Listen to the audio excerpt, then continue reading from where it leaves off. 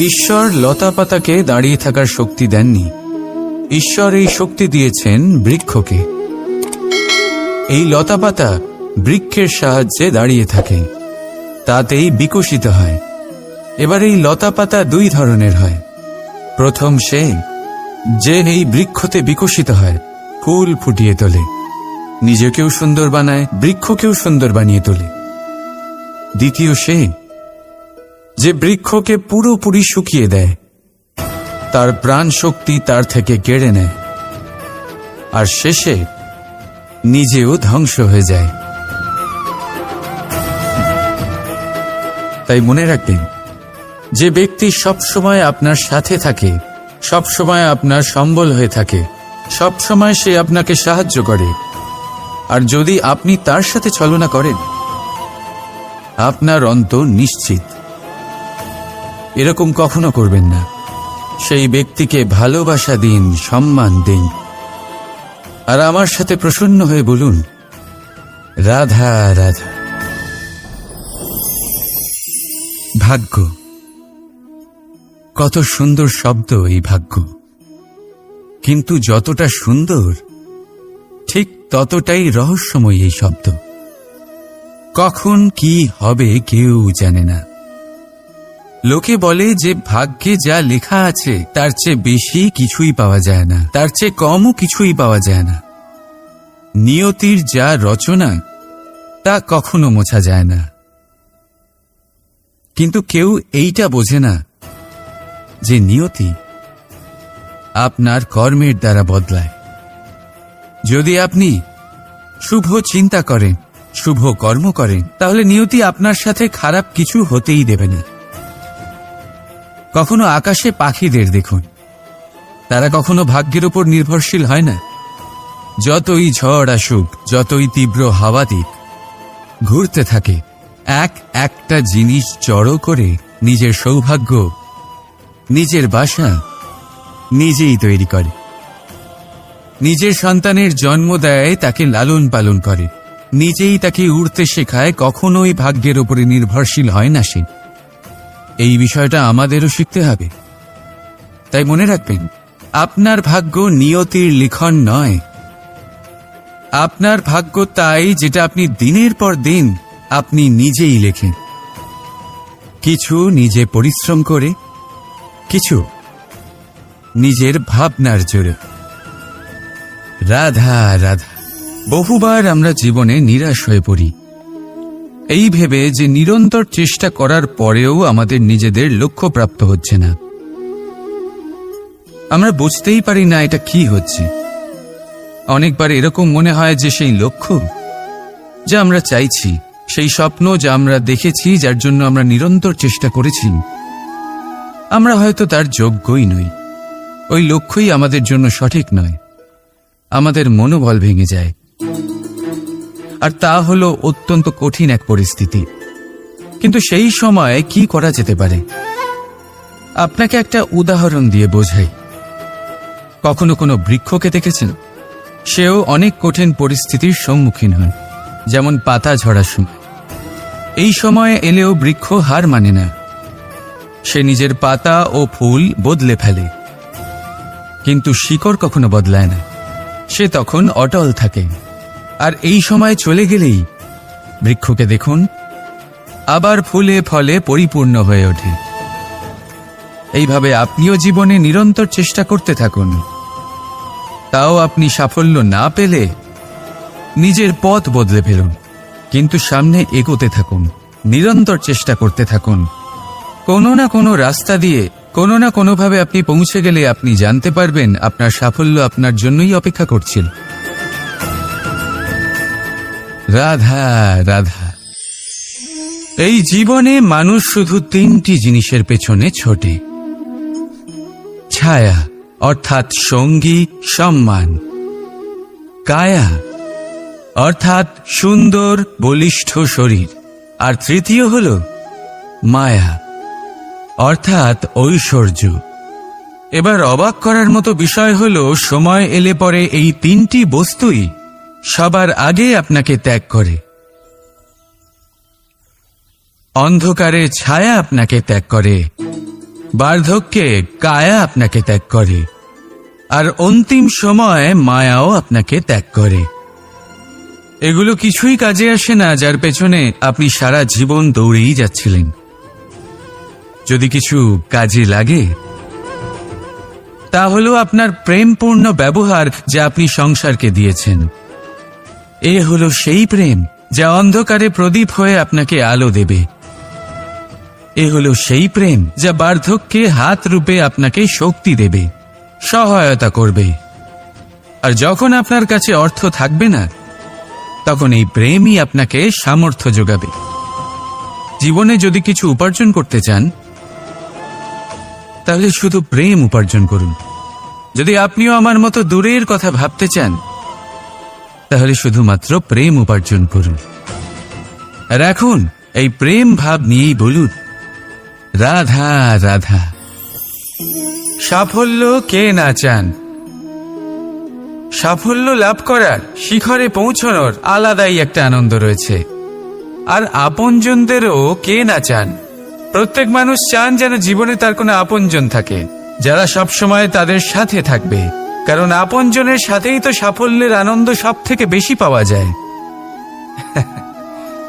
কিন্তু আসলে কি হয়, অনেক সময় সাফল্যের খোঁজে সেই পথে চলতে চলতে আমরা আপনদের থেকে দূরে চলে যাই। না চাইতেও দূরে চলে যেতে হয়, ওনাদের সাথে সময় কাটাতে পারি না।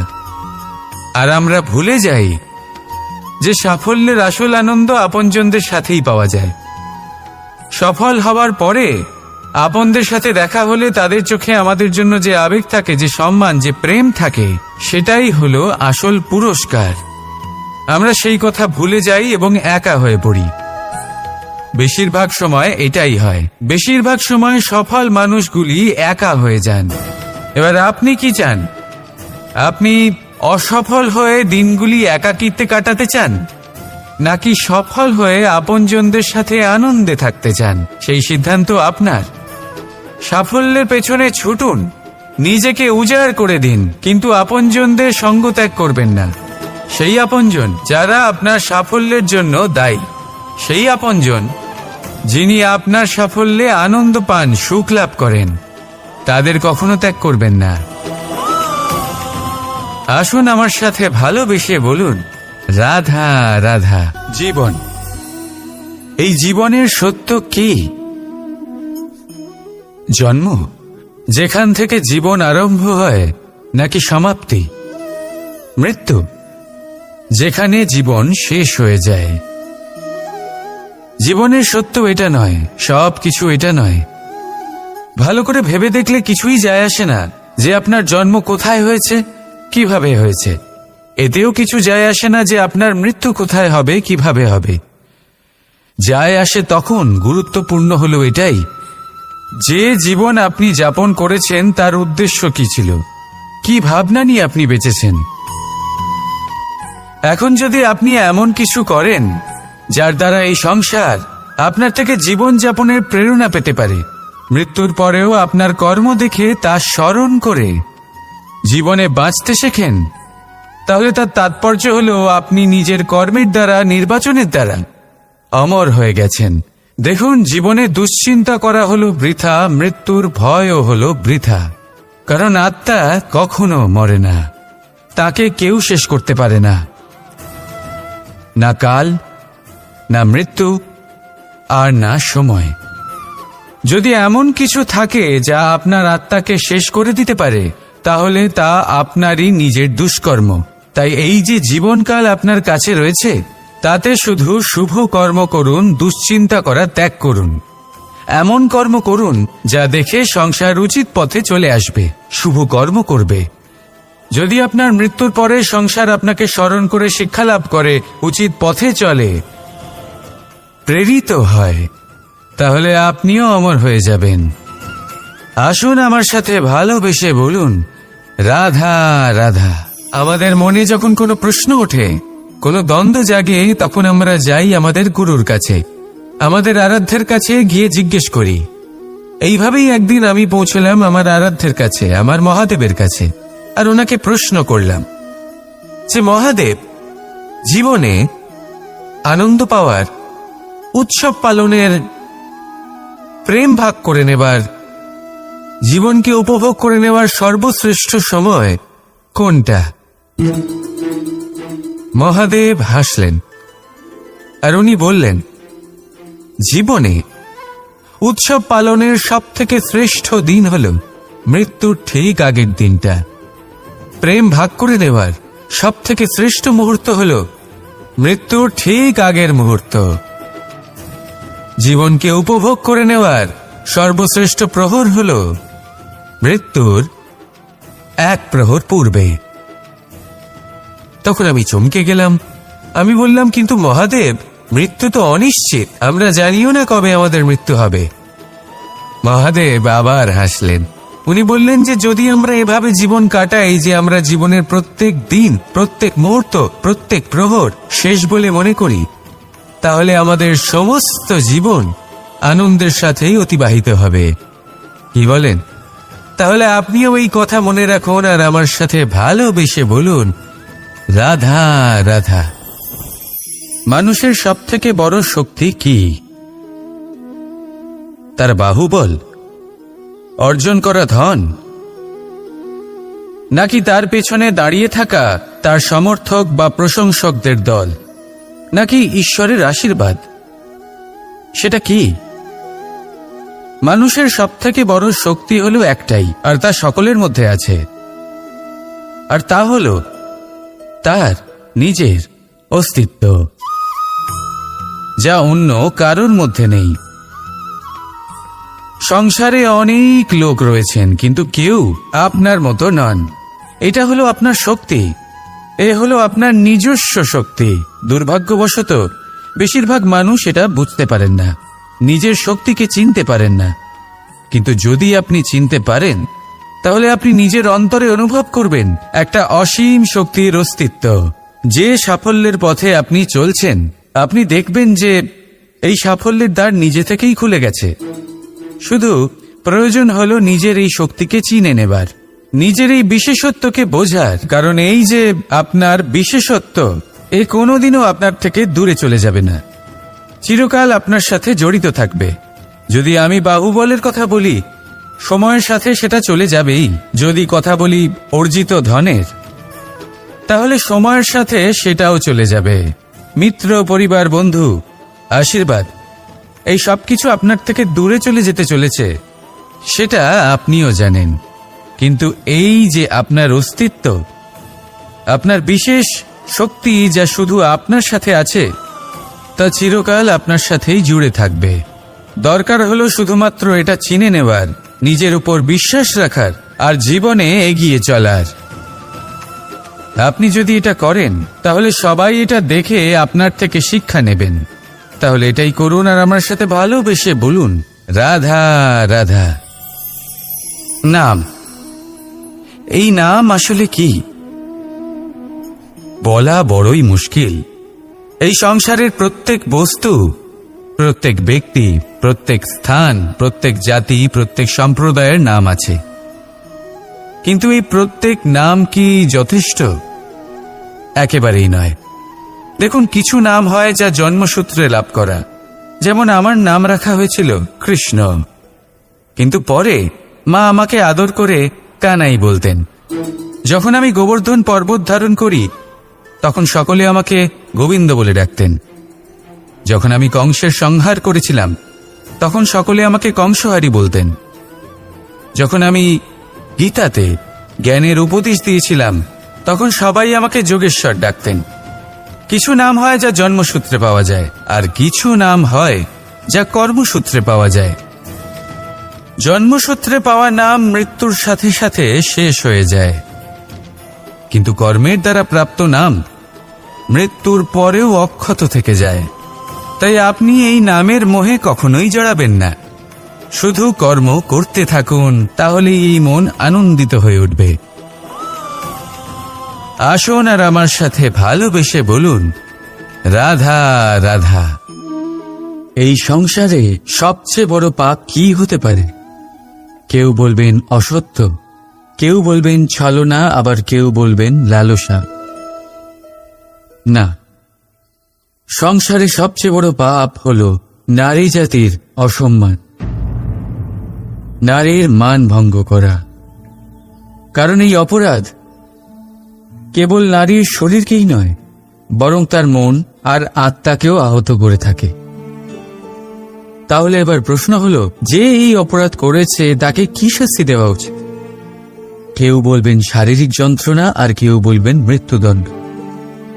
কিন্তু এই অপরাধের শাস্তি নির্ধারণ করার আগে এটা জানার কি কোনো প্রয়োজন নেই যে অপরাধী আসলে কে? এখন আপনি বলবেন সহজ ব্যাপার, সেই পুরুষ যে নারীর মান ভঙ্গ করেছে। কিন্তু এ কি সম্পূর্ণ সত্যি? নিজের অপমানের জন্য, নিজের সম্মানকে নিজেই হারানোর জন্য কখনো নারী কি নিজে দায়ী হতে পারে না? ভেবে দেখুন, সম্মানহানির থেকে বাঁচার জন্য সর্বপ্রথম সম্মানের সীমার উপর নজর দেওয়া প্রয়োজন।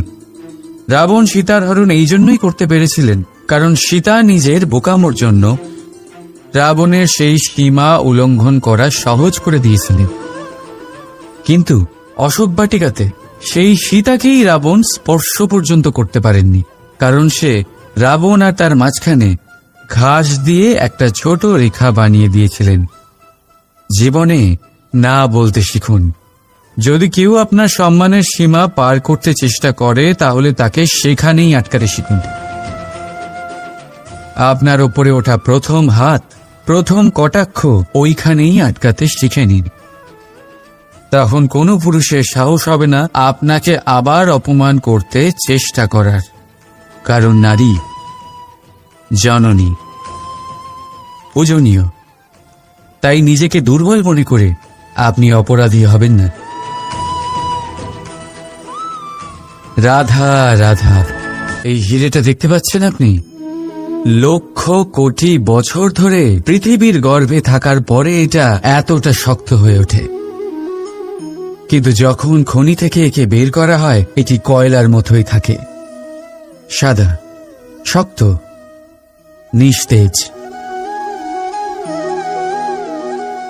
কিন্তু যখন একে পালিশ করা হয় তখন এটা তেজ লাভ করে, আর ঠিক তখনই এর মূল্য বৃদ্ধি পায়। সংসারে মানুষের সাথেও ঠিক এমনটাই হয়ে থাকে। মানুষের বুদ্ধি, মেধা, অভিজ্ঞতা সেই বছরগুলোর জন্য বৃদ্ধি পায় না যে বছরগুলো আমরা জীবনে কাটিয়েছি, বরং সেই মুহূর্ত থেকে ফুটে ওঠে যখন আমরা কষ্টের সম্মুখীন হয়েছি, বিপদের সম্মুখীন হই, সংকট পেরিয়েছি, ছলনা আর ক্লেশ সহ্য করেছি। এই জন্য যদি আপনার জীবনে আপনি সংকটের সম্মুখীন হন, বিপদ আসে, কষ্ট আসে, তাতে একেবারেই ভয়ভীত হবেন না। তাকে আহ্বান জানান, কারণ এই পরিস্থিতিগুলোই আপনাকে অভিজ্ঞতা দেবে যা আপনাকে উন্নত করবে। রাধা রাধা। প্রকৃতি প্রত্যেক জীবকে অনুভূতি দিয়েছে যাতে সে নিশ্চল না হয়, কোনো না কোনো কর্ম করতে থাকে। আর সেই অনুভূতি হল খিদে। পশু, পক্ষী, প্রাণী পরিশ্রম করতে থাকে নিজের খিদে মেটানোর জন্য। কিন্তু অন্য জীবের মতো মানুষের খিদে কি তার পেট অবধি সীমিত থাকে? পেটের খিদে মেটাতে মেটাতে কখন যে এই খিদে মন আর মায়ার তৃষ্ণায় রূপান্তরিত হয় আমরা বুঝতেই পারি না। আর বেশিরভাগ ক্ষেত্রে এই তৃষ্ণা অর্থ সংগ্রহ করা অবধি সীমিত থাকে। নিজের জীবন ধারণ ছেড়ে কার জন্য এই অর্থ সংগ্রহ করছেন আপনি? আগামী প্রজন্মের জন্য। বড়ই বিচিত্র, তাই না?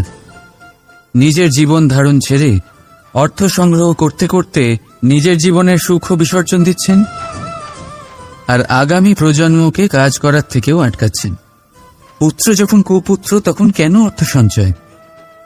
পুত্র যখন সুপুত্র তখন কেন অর্থ সঞ্চয়? নিজের সন্তানকে সংস্কার দিন, অর্থ নয়। যদি সন্তান সংস্কারী হয় তখন সে নিজের এক সংসার তৈরি করবে। যদি সংস্কারহীন হয় তাহলে আপনার বানানো সংসার এমনি সে ভেঙে দেবে। জীবনে যদি কিছু সঞ্চয় করতে হয় তাহলে জ্ঞান সঞ্চয় করুন, প্রেম সঞ্চয় করুন, আর আমার সাথে ভালোবেসে বলুন রাধা রাধা। জীবনকেই রথ বলা হয়, কিন্তু কেন? এখন আপনি বলবেন এই জন্য কারণ জীবনও ঠিক রথের মতোই চলতে থাকে। কিন্তু আপনি কখনো এই রথকে বোঝার চেষ্টা করেছেন? এই রথে সামনে ঘোড়া থাকে আর পিছনে চাকা। এই ঘোড়া হলো আপনার কর্ম, আর এই চাকা কর্মফল। এই ঘোড়া যেখানেই যায় রথের চাকাগুলি সেখানেই এগোতে থাকে। যদি আপনার ঘোড়া অর্থাৎ আপনার কর্ম শুভ সহজ পথে চলে তাহলে আপনার যাত্রাও আনন্দময় হবে। যদি কুকর্মের খারাপ পথে চলেন তাহলে আপনার যাত্রা খানা খন্দ দিয়ে ভরে যাবে। আপনার কর্মগুলিকে ঘোড়ার মতো নিয়ন্ত্রণে রাখুন, ফলের চাকা সর্বদাই আপনাকে মধুর পরিণামই দিবে। রাধা রাধা। বলুন শ্রেষ্ঠ কে? রেশমের সুতো যিনি তৈরি করেন, নাকি তিনি যিনি এই সুতো দিয়ে বস্ত্র তৈরি করেন? নিশ্চিতভাবে যিনি বস্ত্র বানান। এবারে বলুন শ্রেষ্ঠ কে? নদী তটে মাটি ছড়িয়ে রেখে দেয় যে বান, নাকি সেই মাটি একত্রিত করে তাই দিয়ে যিনি মূর্তি বানান সেই মূর্তিকার? নিশ্চিতভাবেই মূর্তিকার। এবারে বলুন শ্রেষ্ঠ কে? দেবতা আর দানবের সেই দল যারা অমৃত পাওয়ার জন্য এই সংসারে হলাহল ছড়িয়ে দিয়েছে, নাকি মহাদেব যিনি এই হলাহল নিজে পান করে নিজের কণ্ঠে ধারণ করেন? নিশ্চিতভাবেই মহাদেব সর্বশ্রেষ্ঠ। ঠিক এইভাবেই সংসারে ছোট ছোট ব্যাপারকে যারা বড় করে দেখেন তারা শ্রেষ্ঠ হন না, কারণ ছোট ছোট খুঁটিনাটিকে দ্বন্দ্বে পরিণত করা অত্যন্ত সহজ। কিন্তু সর্বশ্রেষ্ঠ তিনিই হন যিনি নিজের বিচার বুদ্ধি দিয়ে বড় বড় যুদ্ধের অবসান ঘটান। রাধা রাধা। সংসারের সব থেকে কঠিন কাজ কি? কেউ বলবেন পর্বত আরোহণ করা, কেউ বলবেন সাঁতার কাটা, কেউ বলবেন আকাশে ওড়া। কিন্তু বাস্তবে সত্যি কি এগুলি কঠিন? আসলে যদি দেখা যায় তো এগুলি কিছুটা আলাদা। যে কাজ আমরা করতে অভ্যস্ত নই আমরা তাকে কঠিন ভেবে নিই। যেমন সাঁতার কাটা আলাদা, পাহাড়ে ওঠার কলা আলাদা, আকাশে ওড়ার কলা আলাদা। যেমন কিছু মানুষ গণিত আর বিজ্ঞানকে কঠিন ভেবে নেয়, কিন্তু বাস্তবে এটা সাহিত্যের থেকে কিছুটা ভিন্ন, কঠিন নয়। দেখুন, এই সংসারে কঠিন কিছুই নেই, শুধু একে অপরের থেকে কিছুটা ভিন্ন। যেমন কোনো মানুষ হন, সম্পর্ক হোক, কারোর চিন্তাধারা বা বিচার বুদ্ধি হোক, কখনো কখনো আমরা বুঝতে পারি না, কারণ আমাদের চিন্তাধারা ও বিচার বুদ্ধির থেকে সেগুলি আলাদা। কিন্তু যদি এটা বুঝে নেওয়া যায় যে সেটা কঠিন নয়, একটু ভিন্ন মাত্র, তাহলে অনেক সম্পর্ক বাঁচানো যেতে পারে। রাধা রাধা। আপনি কখনো কোনো পাখি দেখেছেন? তীব্র বায়ু, ভয়ানক বর্ষা, হিংস্র জীব একাধিকবার তাদের বাসা নষ্ট করে দেয়, কিন্তু তাও সে ঝড়ের সাথে ঝগড়া করে না। সে কখনো বর্ষাকে হিংসে করে না, আর না সে হিংস্র পশুদের ওপর প্রতিশোধ নেয়। সে শুধু স্থান পরিবর্তন করে, অন্য কোনো শক্ত ডালে আবার নিজের বাসা বানাতে উদ্যোগী হয়, আর তারপর সফল হয়ে নিজের পরিবার প্রতিষ্ঠা করে। আর তারপর কিছু মাসের মধ্যেই তার ছোট সন্তানদের আকাশে ডানা মেলে উড়তে দেখা যায়। অন্যদিকে একটি সাপ প্রহারের প্রতিশোধ নেওয়ার উদ্দেশ্যে মানুষের বসতিতে প্রবেশ করে, আর শেষে সে নিজেই মারা যায়। এই শিক্ষাই আমাদের মানুষদের জন্য প্রযোজ্য। প্রতিশোধের আগুনে মানুষ স্বয়ং ভস্ম হয়ে যায়, উত্থান থেকে পতনের দিকে নিয়ে যায়। তাই যদি জীবনে উন্নতি করতে হয় তবে পরিবর্তনের চিন্তা নিয়ে কর্ম করুন, নয়তো প্রতিশোধ আপনাকে রসাতলে তলিয়ে দেবে। রাধা।